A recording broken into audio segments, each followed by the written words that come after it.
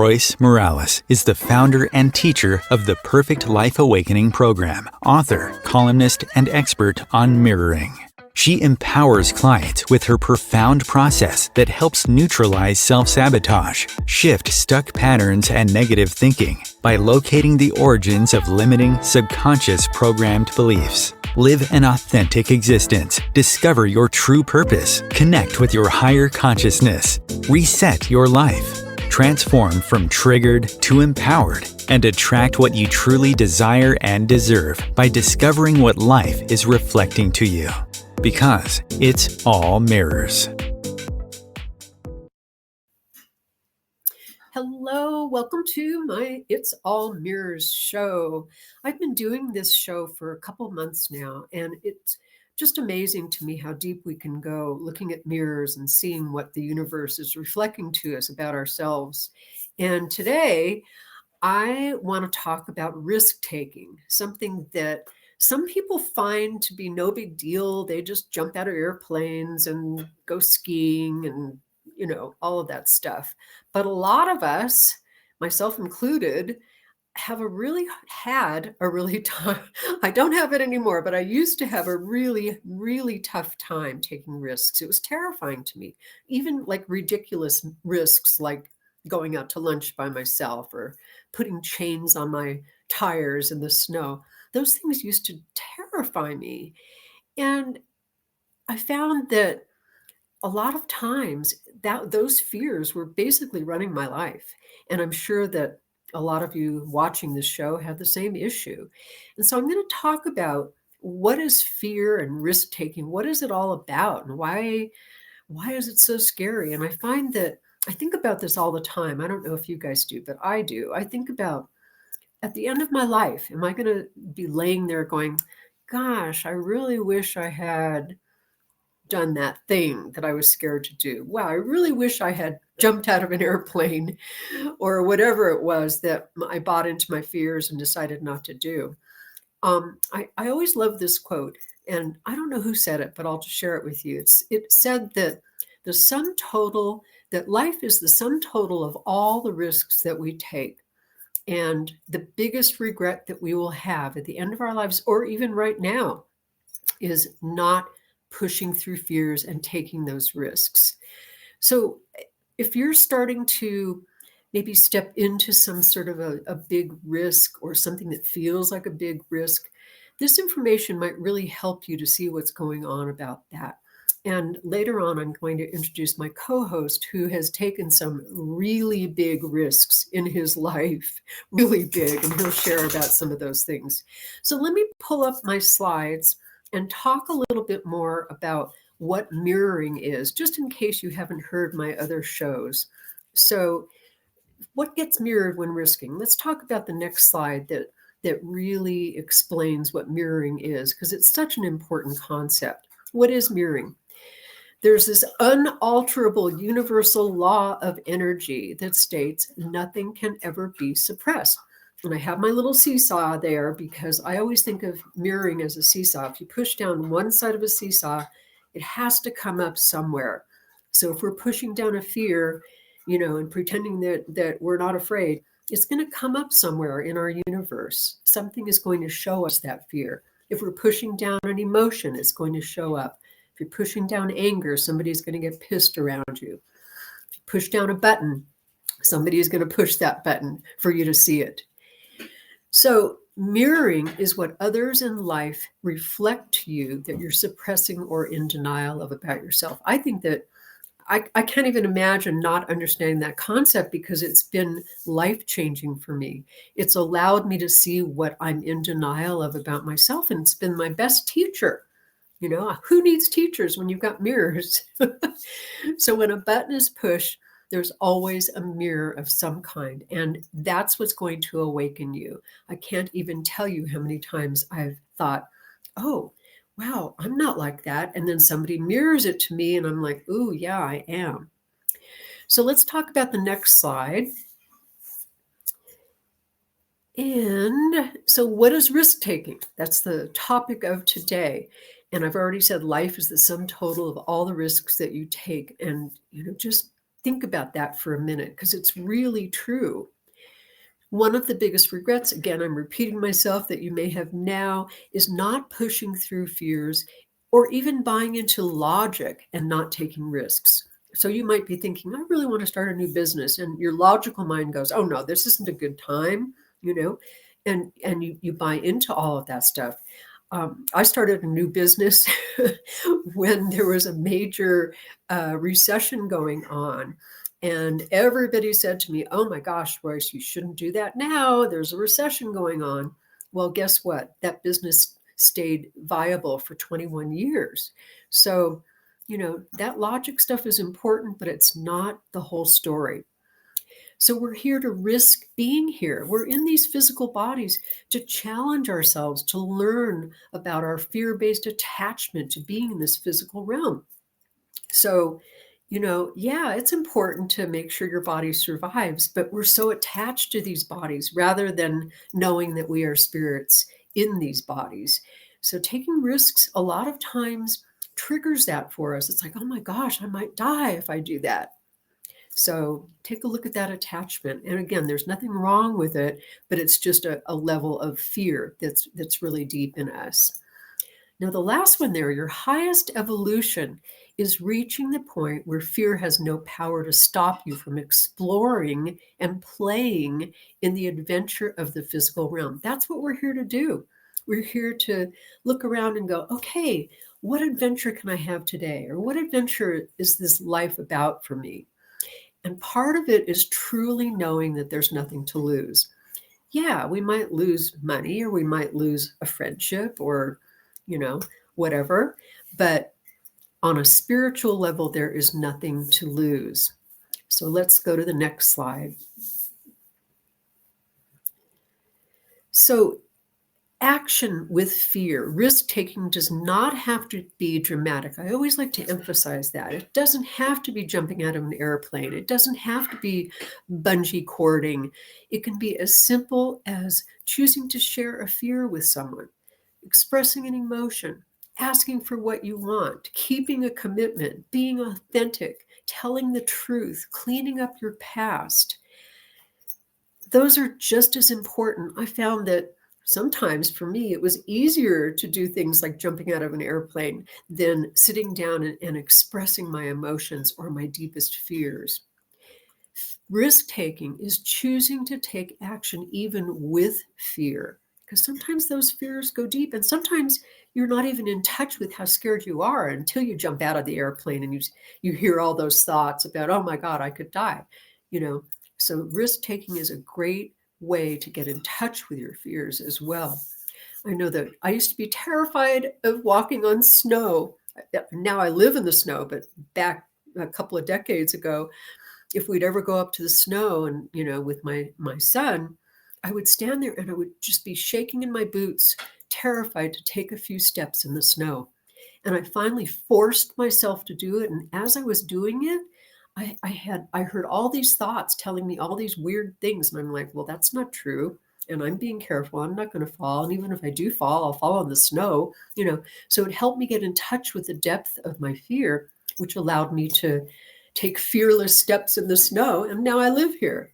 So let's talk about the next slide.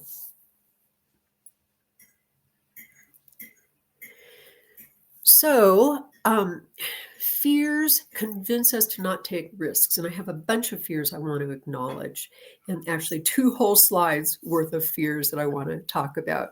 So what are some of those fears? Believing that life is dangerous and serious. Yeah, it's dangerous and yeah, it's serious. But again, on a spiritual level, that's not true. But we believe that it's true. Believing that our action is going to cause ourselves pain or loss, or pain and loss to others. That's a big one.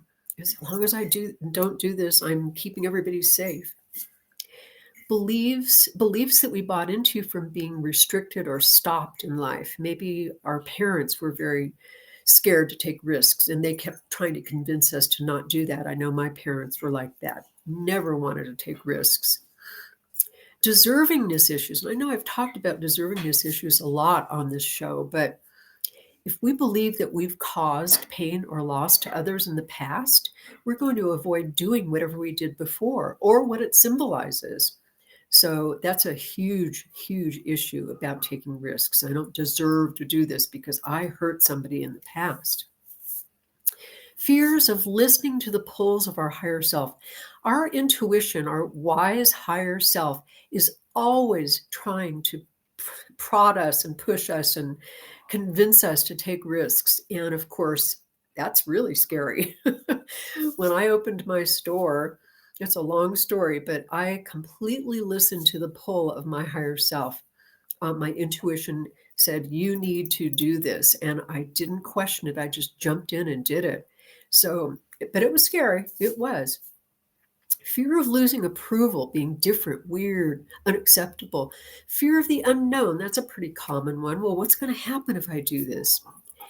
Something else that I think is a pretty deep fear that we may not be in touch with all the time is that we're actually afraid that we will get what we want only to discover that we don't really want it.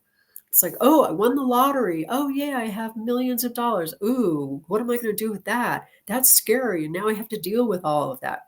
So there might be some aspect of, gosh, will I really want it if I'm successful?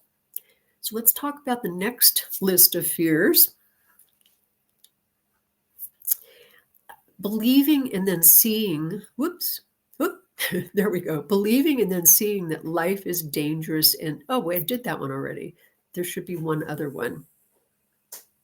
I think so. The next one. Okay, more fears. We are afraid of failure. I mean, that's pretty obvious. But honestly, failure, so what if we fail? We believe that it's too painful to go through, but the truth is, so what? We fear, again, that we're going to be successful and I can't handle it. I sabotage myself due to deservingness issues from what we've done in the past. I know I keep repeating that over and over in these presentations, but that's the core. That is the bottom line.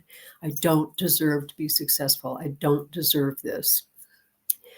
We fear we will lose what we already have and I won't be able to live with it or replace it. So maybe I'm investing in this new business and I'm going to lose all my money and then I believe I can't replace that money. And none of that is true, of course. We fear things or ourselves will change or things or ourselves will stay the same. So fear of change and fear of staying the same, equally strong in our primitive consciousness. And again, what I've mentioned earlier, we buy into logic, we overthink, overanalyze things. But what I've seen most of the time is logic is just fear in disguise. That's all it is. So those are some fears that I've come up with, and I think that's the last slide. If not, then give me the last slide. Oh, there we go. There is one more. Life mirrors those notions perfectly. So if you have those fears and you're trying to take a risk, life is going to say, okay, take a look at those fears. So again, repeating myself, on a deep level, you're probably punishing yourself for things you've done in the past that you believe caused pain and loss. And so anything that you're pushing down comes up somewhere. And part of you believes you don't deserve to take action. So if I believe that I hurt somebody, I believe I hurt my husband, but I'm pushing that down and trying to take a risk, it's going to come up somewhere, or I'm going to be afraid to take action. And subconsciously, I choose to keep my power down, to keep others safe from me. And those past unresolved events, also known as failures, cause you to become immobilized, convincing you that you shouldn't take risks. You're functioning from, I can't, I'm not enough, I will lose, and other core beliefs that you haven't forgiven yourself for. The universe perfectly mirrors all of that. So how does it mirror all of that? It shows up in people trying to stop you or people questioning the fact that you're going to take this take this risk. When I was opening my store, I had, again, so many people say to me, oh my God, that's so hard. You shouldn't do that. What are you thinking? That's crazy. All of those people were mirroring my deepest fears. Luckily, I didn't buy into them, and I went ahead and opened my store. So I think there's more slides. Let's see. Maybe not. Oh, there it is. Okay. So taking action from a higher self place, what does that mean? It means committing to the following. Listening to your intuition. What is your intuition telling you are supposed to do? Following it without anything getting in the way, including those dead ends, hopelessness, what appears like you're not being supported, tests, etc., any other challenges. It's all about the process. I always talk about that. It's not a project. Life is not a project. It's a process. So when you take a risk, it might look like it's not going to succeed. It might look scary. It might look all of those things, but trust the process of it. Things are going to unfold. There might be a very important reason that you need to go through all of this. Yeah. Part of the journey I have found is that fears do come up. It's important to not buy into them. Do not buy into those fears. Just recognize them as fears. And fears are false evidence appearing real. FEAR. That's what fear is. And it's also, fear is basically just being triggered. That's all it is. So, yeah, that's important to keep in mind. Ask for support. So trust who you need to ask support from. Maybe you need to ask support from a friend or a relative or your dog or the universe. Be willing to be judged, but not be concerned about how your ego or you appear to the world. Don't be concerned about your ego. So what? And taking risks a lot of times involves, I don't even have a clue as to where I'm going or why. So I think there are a couple more slides. Let me see. And consequences for ignoring taking risks. I find that if, going back to my putting chains on my tires, it's such a silly example, but I just couldn't do it. I was terrified to do it. It's like, I don't know what I'm doing. My husband always used to do that for me, and I can't do that. And it's scary and cold out there. I had a constant sense of profound disappointment in myself because I wouldn't take that risk. So just add a bunch of those together in your life and see how profoundly disappointed perhaps you are feeling toward yourself. And that self-disappointment turns on to others and life. I'm angry and disappointed at others in life. Sadness is permeating everything because I didn't take that risk. I'm feeling out of balance, out of whack. I'm feeling like a failure no matter what I do or how successful I am because I didn't take that risk. It's frustration, confused, panic about the passage of time. It's like, especially as you get older, and I'm going to talk to my guest about that because I think that as we get older, sometimes it's even scarier to take a risk. It's like, or it could be, I've got to take this risk because I'm now 80 and, my time's limited. So what else? What other consequences? Let's go to the next slide. And I must have done very tiny print on this. A constant feeling of guilt and constant feeling of anger at myself and life for not taking action. I'm caught up in thinking and planning and researching and what's that expression? Analysis paralysis. I keep waiting for the right moment. I stay close to it, but not in it. I become an art critic rather than an artist. I was good at that one. And stay busy and create distractions and create other avoidance tactics. Tell people who you know won't support you to buy into, and you buy into their skepticism and give away your power. Put all kinds of obstacles in your path, giving you logical sounding excuses. And here you go. Here's your mirror. You attract destructive, punishing mirrors. Nothing works. Things fall apart, etc. And I think there's one more slide. Let's see.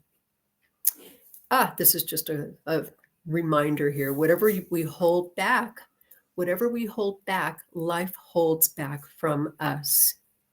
Okay. And here's a great quote from Mike Dooley. The baby steps in the beginning of a journey always seem inadequate compared to the brilliance of the dream that inspired them. This is natural. If the dream wasn't so far out there and dazzling, it wouldn't be worth dreaming. Just don't be led to think that the physical ground you cover with your baby steps is all that they accomplish, because for every mortal step you take, another cog in a giant wheel behind the curtains of time and space advances, and with it, 10,000 new possibilities, better than Star Trek. And my quote, might as well put my own quote in here: where there is trust, there are never any feelings of risk. Okay, that is it for the slides. And I want to introduce my wonderful co-host today, Les Daggs. We can just bring him on. There he is. I didn't realize I was going to go on like that. I want to tell you a little bit about Les. He is the CEO of Daggs Development, a company that specializes in business development for private companies and nonprofit organizations. Daggs Development also provides consulting services for personal development projects for individuals and families. He's a graduate of Cornell University and also a graduate of the Perfect Life Awakening program, which I don't know if there is a graduation ceremony, but you've done the classes for a long time. And he, let's see, he got his degree in business management and marketing. He also worked as director of targeted business development for the city of Detroit under the mayor, and works with the globally known nonprofit company called Urban Farming, which he's going to tell us about, because talk about a risk. That was amazing. So welcome, Les. I'm so glad you're here. Thank you. It's so wonderful to be here. Yes. Thank you so much for inviting me. And I look forward to our chat and talk about risking. Yes. So tell us, for as long as I've known you, you are one of those people that just jumps in and takes risks. So tell us a little bit about some of the highlights or some of the biggest risks that you've taken.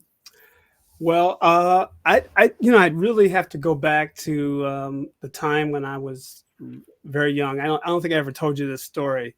I was probably about 9 or 10, and I remember I saw this guy who was considered to be crazy, but he was featured on Wide World of Sports. His name was, and he was a stuntman. His name was Evel Knievel. Oh, And so I remembered the time when I was watching, and I was, yeah, gosh, he was going to jump across like 13 buses and with a motorcycle. And I remember the moment when I saw that, and it was almost like it triggered something for me about something inside of me, about the whole idea of taking a risk.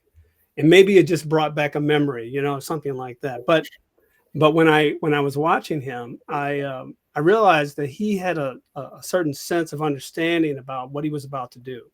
And even though it may have appeared crazy to everybody else and risky, he understood, some idea about the outcome of what he was going to do prior to doing it.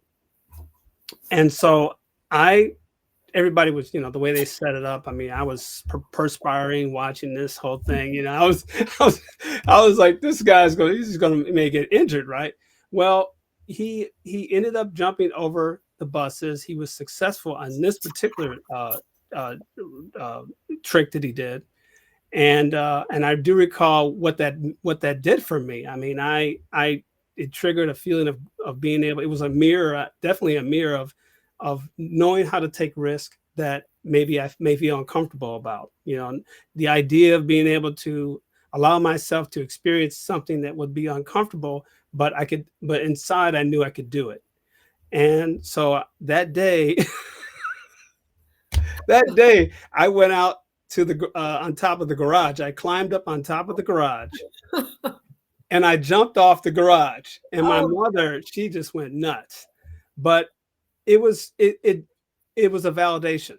I was validating my own feeling inside about being able to have my own experience with risking. And Yeah. so, and that turned into more jumping. And it also turned into, like, I was skiing at the time. So I was doing all these tricks, skis, with skis. And I was going off of jumps and, doing all kind of turns and twists in the air and everything and flipping, all of that. So it opened up that door even more for me. That's what happened. And I made personal declarations. I started making personal declarations about the idea of taking risks because it felt like something that was I needed to do. In fact, it felt like my soul wanted to do that. So I think that's kind of where it all starts. There's this like soul development experience that I think that we all in some way have within us, and everyone has a different degree of whatever that may be for each person. And I've kind of noticed that when I did personal development work with some young people, teaching them about basketball and teaching them how to develop their skills and how to go from one point to the next point to the next point. And each individual has a different degree, different level where they can go. And there's a certain way that they do that. And so I started to really focus on how to do that with each individual. And it became a really great challenge for me. And I've enjoyed that, whenever I get a chance to do it, I've always enjoyed that. Wow. You brought back memories of Evil Knievel. Like, didn't he jump over the Grand Canyon or something He ridiculous? did. He was in it was like a rocket, and he got inside the rocket, and he didn't make it across, but he did attempt to do it. And, and that was another one of his stunts, another one that he did. And I just want to point this out. He wasn't always successful. And that's one thing I learned about this. The idea of risking and what that means is that it's not, I think it's important to be honest about what risking is, because risking has rewards where you can win or succeed, or it has, feelings of like a penalty of some sort where you get punished or you feel like you've lost or you have, failure from it. So you have to be honest. Like there's a direct, I think that when you approach it in that way, then you can really take a look at, okay, now how do I want to prepare for this particular experience? And what are the confirmations that I need to reduce my fear so that it can go to a different point where I don't have to fear as much, and I can be, uh, you know, honest about how this may turn out. I like to have some idea about the outcome before I even get started with a risk. So I think confirmations are really helpful, and they give additional support when you're about to do anything that you're uncomfortable with. So that's something that I learned not only just from Evil Knievel, but just from the idea of going through it myself and watching other people go through the experience of trying to go to another level. And I think for us as humans, I think that's part of our journey, is to continuously evolve in an upward way. Upward meaning, I think, going to the point where you're closer to God, you're closer to the level where the idea of risking doesn't even exist. Yeah. It's just an experience that you're going through, and it's ongoing. So yeah. It's just a physical adventure that you're going through. Just Yeah. a physical adventure. Yes, Yeah. yes. Yeah. But the soul is always going through the process of wanting more, because the soul is evolving Yeah. constantly. So as I allow myself to be in line with that experience of evolving, then I can experience more and new levels. So that's what it is. I think it's interesting that even though your mom got really upset with you for jumping off the garage, you still continued on and did more and more risks and did more jumping per se. So Yes, yes. I for her, her level of risk was at a point where only she could understand it, and only she was comfortable with it. But for me, and we had conflicts, as a result of that, Yeah. because I was different in that way, and I was willing to go through an experience that I knew I needed, and over time she started becoming more aware of that, that I was different that in that way. My father, he always knew that I was kind of different in that way as well, and he was just very supportive, and but my mother had to had over time become comfortable with it. So it's a real, yeah. I mean, each individual that maybe feel that they've limited themselves in some way, maybe because of the fears or the beliefs that they've heard along the way, statements that are made that have affected them and have not allowed them to go beyond where they are at that level. That's the most challenging part. The most challenging part is to know how to go to another level, to know how to continuously do that, because you go from one level to the next, and then it's never ends. It just never ends. Yeah. Yeah. As you keep going up, it just never stops. Yeah. And I think what you said about your soul, I think is really important, because, our soul, our spirit knows what we're here to do. And Yes. if we don't do it, if we don't take the risk to do it, well, guess what? You got to come back and do it again. And it's going to be even harder. Well, yes, I agree. I think that one of the things about someone who is trying to achieve, like someone who's achieving, and if they only achieve at the level of that society says, okay, now you're done, you can retire. Well, realistically, that's not true. That's why people who retire, some of them just die right after they retire. Exactly. And they believe that their life is over. Yeah. But as time goes on, the whole idea of retiring isn't just another level. And so now where do you take it? And there's an opportunity to go further and deeper. And I say this because the soul is programmed that way. It's just programmed that way. Yeah. It's really interesting because as I experience new levels, as they become available to me, I have new opportunities now. So it doesn't stop. Yeah. The next level provides more opportunity. Yes. So it's a continuously stimulating experience, ongoing and never ending. Yeah. And that's how we are. That's how inside. That's how the soul is. Yes. And so we are experiencing life to the fullest when we allow ourselves to experience that way. Yeah. So so that's kind of what has taken place for me. I'll just say that. Yeah. Well, that's a great place to take a break, because I'd love for you to kind of take us through step by step some of the risks you've taken and what's unfolding for you right now. So we will be right back. I'm talking with Les Daggs about risk mirrors. Times TV.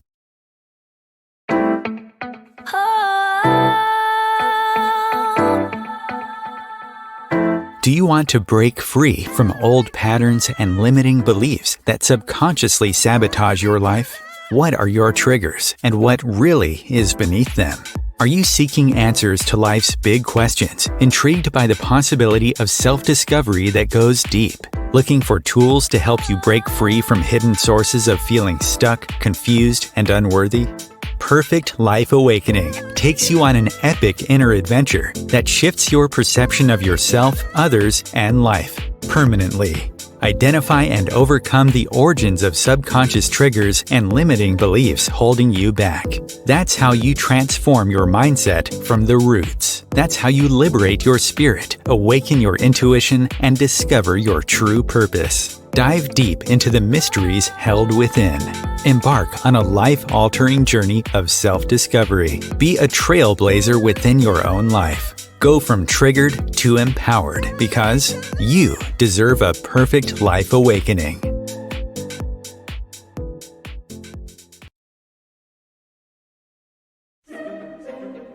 Imagine becoming a super influencer.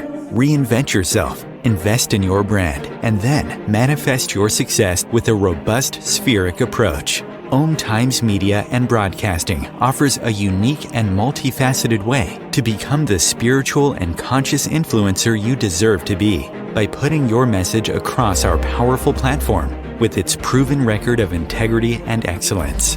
Through our produced shows, Om Times offers the opportunity to become a social media TV personality, a radio show host, an Om Times magazine columnist, and a syndicated podcaster, all in one shot. By live streaming your show on Om Times TV and broadcasting it across the extensive Om Times radio and TV networks, you become more than a host. You become an ambassador and a force for positive change. Om Times. Open yourself to the possibilities. If I could be you, and you could be me for just 1 hour. If we could find a way to get inside each other's minds. Walk a mile in my shoes. Walk a mile in my shoes. Well, before you abuse, criticize, and accuse, walk a mile in my shoes. Hello, welcome back. I am talking with Les Daggs, and we're talking about risk-taking. And I really would love for you to share the story, the step-by-step, the risks that you took and what is unfolding now, because it's pretty remarkable. So tell us. Well, I think back to the times when I've made personal declarations, and it's a risk to be able to do that because you have now set yourself up for the possibility of failing, and that's where it all started for me. And I think back to the time when I was in 8th grade, and during that time, I made a personal declaration that I was going to not make any mistakes on any tests that I took, and basically, just completely Wow. not make a mistake, at all. So every class that I took that year, it was very difficult to pull that off. Let's just say, right? Yeah. But there was one class that I didn't really think about where it happened. And I wasn't even thinking about it in that class. It just happened. So the whole semester, I never got anything wrong the whole semester. And that was mind-boggling because it surprised me that it happened, because I just once I made a mistake and failed in some other areas, other classes, then I kind of like let it go. But the thing about it was that it was still my personal declaration. I still was the whole year, but I didn't realize that it was going to be one particular class where it did happen in my and so that was an eye-opening moment for me. It showed me that you can make a personal declaration, you can take a risk, and it may turn out to be something you never thought it would be. And that's a great example right there for me, because it really did start there. And when it started there, well, I should say before that was the skiing and everything, but that was another level that I took it, because that was a level that it was a challenge to be able to try to do that. So I played this game with myself throughout my life. I've just constantly done this, and just about everything I've ever done. And so I made a personal declaration that I would go to an Ivy League school. I did. And even though I got scholarship offers for basketball to play at big schools, I decided to go to an Ivy League school, and I made that personal declaration, and it happened. And so it's that kind of thing. It's those things that we do and make it a part of our lives that enable us to continuously go from one level to the next level. And in the midst of that, I want to go back to mirrors, because you're right. People will, with their own fear, will express doubt, and it happens. And if you share your personal declarations with other people, sometimes it's not a good idea. In fact, most of the time it's probably not a good idea. Just carry out the personal declaration and keep going. And usually I found that to be really effective because I learned something years ago from one of my coaches. He said, Les, he said, you surprise a lot of people. And he said that because he said, um, you you don't really tell people what you're going to do. You just do it. And so that is the whole point. Just do it, and I set my mind up to be able to say, I'm accepting this opportunity to go further. I'm accepting this opportunity to go further. And so I just did that. I would just go and do it. And that's how it just became this. It's basically a game right now for me. My soul is enjoying the experience of doing this. But then the idea of being able to share that with other people is really important, I feel, because and it's very fulfilling. I mean, I used to go to basketball camps and I would volunteer my time. I did that at my high school. I did that at Michael Jordan's camp. I'd volunteer, and I would devote time to bringing an understanding to the people that I was teaching, to be able to take their games further, and knowing how to do that. And there's a way to do it. So that's been my experience with that work. So when you say you declare something, is that kind of like an affirmation? Because it sounds like it's more powerful than an affirmation. Well, actually, it to me, it's a bit more powerful than an affirmation because it's almost like there is, without a doubt, this is going to happen. So there isn't the idea of hoping that it does. This is the fact that it's going to happen.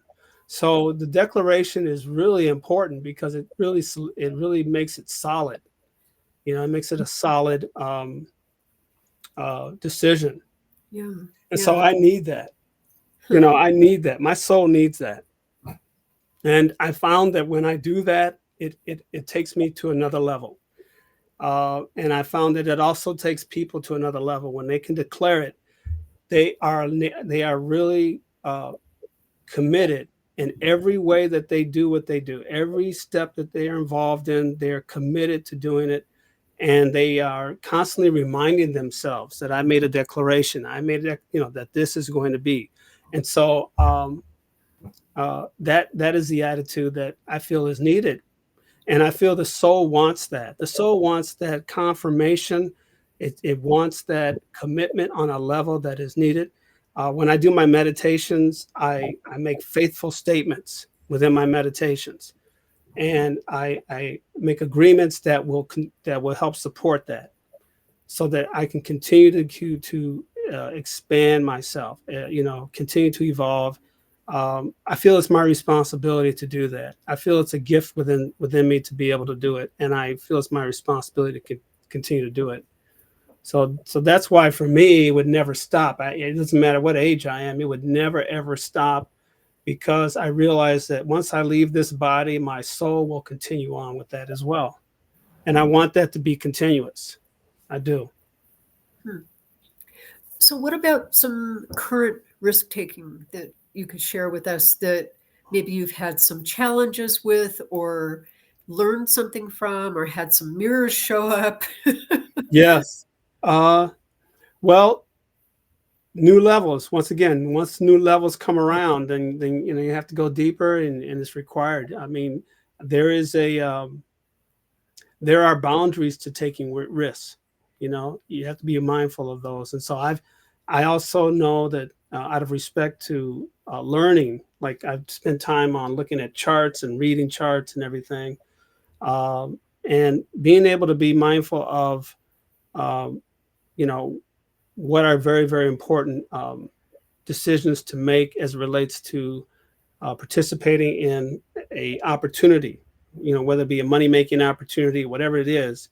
All these different, it's important to know the outcome or consequences before you decide make a decision.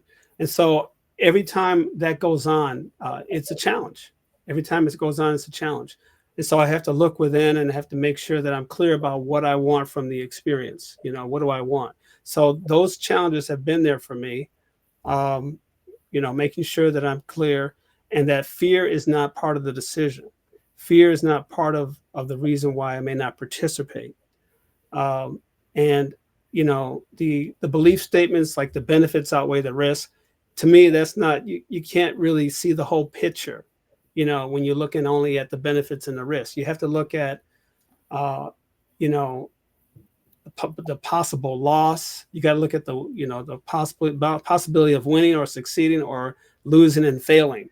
And so all of that has to be taken into account. And so that I have to constantly remind myself of that and not not use the risk taking attitudes that I've had, that type of behavior, and respect this process of learning. And so it takes time and I have to be patient. So those are the things that I go through, and that's the challenge that I experience at this time to be able to, develop my skills.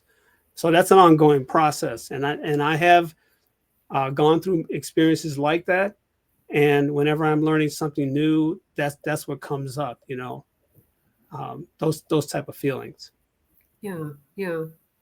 So I'm dying for you to talk about urban farming. I mentioned it in the beginning, and I just think talk about risk taking, because what an amazing creation that you and your spouse have done for this world. So tell us a little Yes. bit about that and the risk taking that was involved in doing that. Yes, it's really there's really a great deal of risk in that area. Um, First and foremost, we started. She started she's the founder. She's a recording artist. She started this, and just with $5,000, a pamphlet, and 3 gardens, and it's gone up. It's blown up to more than 66,000 gardens around the world.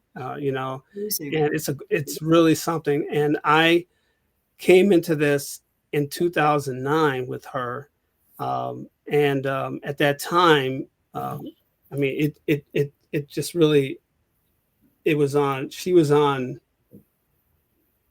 Let's see, what did she do? First she got on Campbell, did a promotion with Campbell Soup. Then she gets on the Montel Williams show. Then she gets on the CNN does a story on her. Next thing you know, it basically just takes off. I mean, there are gardens that all of them that started in Detroit, Michigan, and and um, and I'm just so proud of her. I'm just trying to put it all together, and it's mind blowing. Started in Detroit, Michigan. It got so much national attention that CNN came out and did a story about gardens that were being put around the city of Detroit in vacant land that was, all around the city. And at the time, I was working with the mayor's office. I was the director of business development for the city of Detroit at the time. And I came out and met her because someone suggested that I meet her and help them with their marketing, help them with the business development. So I went out there, met with her, and next thing you know, she's in the process of negotiating with Kraft Foods to do 65 community gardens in 21 cities across the United States.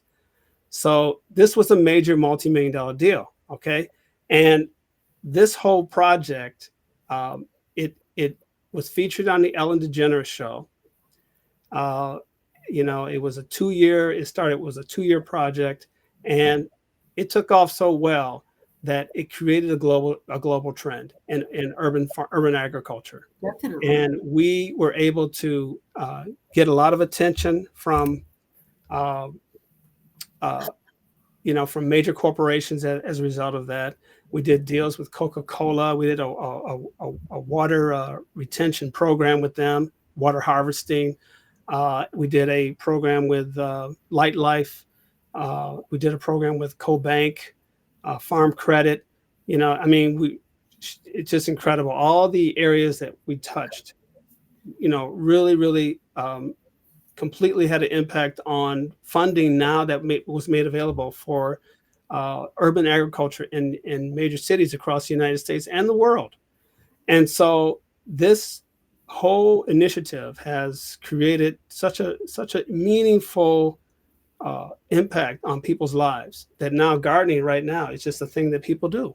Yeah. And Yeah. people grow their own food, and we encourage people to grow their own food. And what we do every year is we give out, we had to change our business model, and that was the role that I played when I came in, and just being able to make adjustments because we couldn't manage the whole thing. Instead, it grew so fast, and so we encourage people to grow their own food. We provide plants and seeds and garden resources for people now. We still support community gardens in different cities across the United States, with funding and with different things that we can do to help them. But it is now part of life, and it will always remain part of life because eating organic foods is so vital. It's so important for everyone. Try to get away from those pesticides. Eat organic is better for you, and really learn how to grow your own food. That's really important right now. It really, really is. Yeah. So the chronic disease problem that we have in this country is a real. Oh, he disappeared. Come back, Les. Technology. So, his end, it says. I don't know why. Maybe he'll come back. But meanwhile, like to encourage everybody to be inspired by this story that started out with 3 gardens, and every single day there's risking involved with keeping a business like that afloat that is basically nonprofit and run by humans just saying, oh, that sounds like a good idea. It's just amazing. So hopefully Les will come back. And I just wanted to emphasize also what I was saying about trusting your intuition. And I know that his wonderful spouse that started this program, it was all about trusting her intuition. She looked around and said, wow, there's all this land in Detroit that's just sitting there. Let's do something about it. So whatever it is that you are feeling intuitively led to do, it's so important to listen to that. I've shared this story before, but when I started my store, it literally was from an intuitive hit. Somebody was sharing something about a dream that she had. One of my students had a dream that she was supposed to open a store, and literally a sleeping dream. And she woke up, told me about it. And I said, okay, I'm supposed to do this with you. And oh, there you are, you're back. So I'm going off on my little spiel here. So I'll let you finish your talk. Technology, yes. I love technology. I'm just Can you hear me? About you guys. So I love technology. Can you hear me now? yes, definitely. Okay, great. Okay. So where was I? I was just saying that I was just saying that we it's been a great journey, and I'm so happy that we've been able to touch people's lives like this with this work. Yes. And so there's something else in the works over there that you were telling me about. If you can share that. Yes. So we're in the process of doing our documentary that will give a complete story of all the things that I just talked about and more. And I feel like this is going to it's going to really share, what it took to be able to pull this off, and how much commitment I feel that there's it is needed for people to understand something on this magnitude and how that works. And by the way, that this was a divine business. It's been just divine all the way around. It's been that's how it's been. Yeah. I know that this is a blessing from God to be able to put into the world. I know that it is because I felt called to do it. Yeah. And this is all part of that. Taja's story is incredible. I mean, she's her first record deal was with Prince, and this young lady, has done a lot in the world. She put her music career on the back burner just to share this important mission. Yeah. And it really, it's really something really very, very powerful. Well, we have like a minute left. How do people find out about you and urban farming and anything else you'd like to share about what's going on? How do people find out about all this? Well, they can go to urbanfarming.org and look at what we've done. They can also, to get to me, it's LD, that's my initials, LD, at urbanfarming.org. They can reach me there. You know, we're, like I say, we're doing work projects around the country right now. There's some that I can't really talk about in detail, but we're hopefully the people will hear more about some of these upcoming projects and want to get involved. So that's we'll have it on our website and we'll let people know. And that's something coming up in the near future. But that's how they can get a hold of me. Great. Well, thank you so much, Les. It's been delightful. And every time I think about urban farming, it just gives me chills because it really is changing the world. And it was all because somebody took a risk and didn't listen to the little fear that said, oh, no. And the universe was ready and it just exploded with it. And that's what we're all capable of doing if we just take that one little step out of the airplane and just leap. Leap and the net will appear. So it does. If you're following your intuition and your spirit and those divine messages that we get, that net will appear. Yes. You know that you deserve and declare it. I love that expression. It's really great. And thank you again so much. And I will see everybody next week. Thank you. Thank you.